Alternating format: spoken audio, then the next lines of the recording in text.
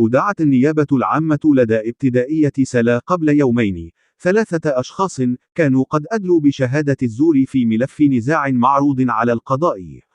وقالت مصادر للجريدة أن الهيئة القضائية، ومن خلال نقاش الملف، تبين تضارب أقوالهم مع ما هو مدون بمحاضر الضابطة القضائية. بعد توجيه لهم عدد من الأسئلة، انتبهت المحكمة والنيابة العامة أن الأشخاص ال3 متضاربين في أقوالهم. وبعد أن حصرت النيابة العامة الشهود بما هو مدون من اعترافات لهم في محاضر الضابطة القضائية، اعترفوا بكونهم قد أدلوا بالشهادة زورا لفائدة شخص في الملف المعروض للنقاش رغم عدم حضورهما أطوار النزاع القائم بينه وبين أحد المدعى عليه. وفي نفس السياق، فقد سبق للمجلس الأعلى للسلطة القضائية أن أصدر دورية إلى رؤساء محاكم الاستئناف ورؤساء المحاكم الابتدائية حول توفير آلية رقمية جديدة للمساعدة على ضبط شهادة الشهود في مختلف القضايا الزجرية.